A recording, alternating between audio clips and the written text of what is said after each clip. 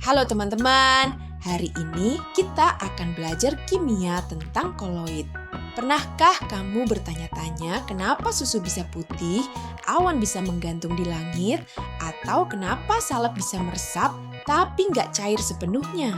Jawabannya karena koloid. Di video ini, kita akan bahas sifat-sifat koloid dan peran pentingnya dalam kehidupan sehari-hari. Koloid adalah campuran zat heterogen, di mana partikel zat terdispersi berukuran 1 sampai 100 nanometer. Partikel-partikel ini tersebar merata dalam medium pendispersi. Contoh sederhananya, susu, karet, kabut, hingga cat. Jenis-jenis koloid berdasarkan fase terdispersi dan fase pendispersinya ada 8. Contohnya dapat ditemukan dalam kehidupan sehari-hari. Busa sabun adalah koloid gas dalam cair. Batu apung adalah koloid gas dalam padat. Karet adalah koloid cair dalam gas. Susu adalah koloid cair dalam cair. Mentega adalah emulsi padat, yaitu koloid cair dalam padat. Asap adalah aerosol padat, yaitu koloid padat dalam gas. Cat adalah sol cair di mana koloid ini padat dalam cair. Zat warna dalam kaca adalah koloid padat dalam padat. Sifat-sifat koloid. Sifat koligatif. Sifat koloid yang bergantung pada jumlah partikel, bukan pada jenisnya. Ini bermanfaat dalam proses biologis, seperti menjaga tekanan osmotik dalam sel. 2. Efek Tyndall, sifat optik. Ketika cahaya melewati koloid, kamu bisa melihat hamburan cahayanya. Ini cahaya efek Tyndall, sifat optik. Cahaya tersebar oleh partikel koloid. 3. Gerak Brown, sifat kinetik. Partikel koloid terus bergerak secara acak akibat tumbukan dengan partikel lain dalam medium pendispersi. Ini disebut gerak Brown, sifat kinetik.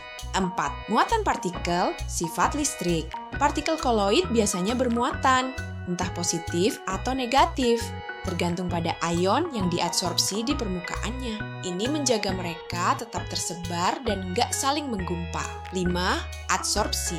Partikel koloid memiliki luas permukaan yang sangat besar sehingga mampu menyerap, mengadsorpsi ion atau molekul lain di permukaannya. Pembuatan koloid cara dispersi adalah memecah partikel-partikel kasar menjadi partikel yang berukuran koloid. Yang pertama, dispersi mekanik menggerus atau menggiling partikel kasar sampai ukurannya menjadi koloid. Cara kedua, dispersi elektronik, membuat koloid dengan cara elektrolisis, mencelupkan elektroda logam, emas, platina, perak ke dalam air dan mengalirkan listrik tegangan tinggi sehingga atom logam terlepas dan membentuk partikel koloid.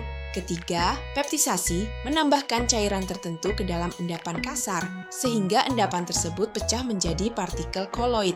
Cara kondensasi yaitu menggabungkan partikel-partikel kecil menjadi partikel berukuran koloid. Yang pertama, cara reaksi kimia, menambahkan reaksi tertentu ke dalam larutan sehingga hasil reaksinya berupa koloid. A.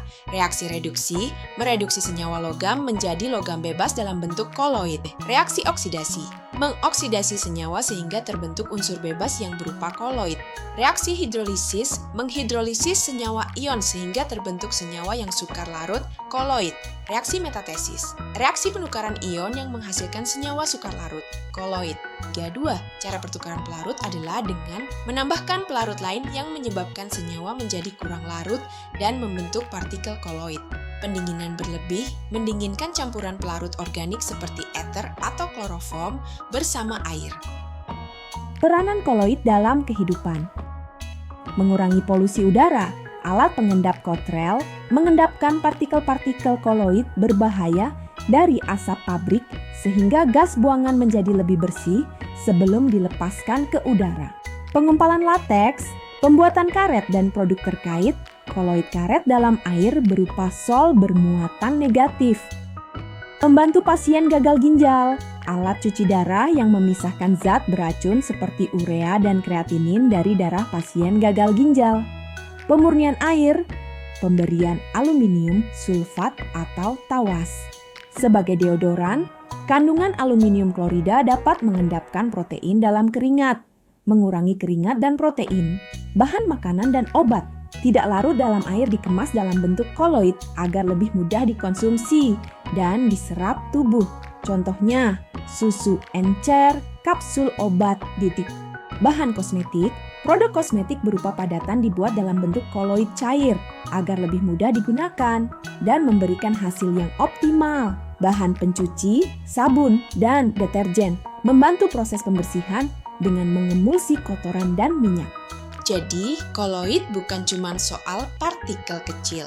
Mereka banyak digunakan dan ditemukan di kehidupan sehari-hari. Memahami sifat dan peran koloid bukan cuma penting di kimia, tapi juga di kehidupan nyata. Mengapa tidak ada koloid gas dalam gas? Ya,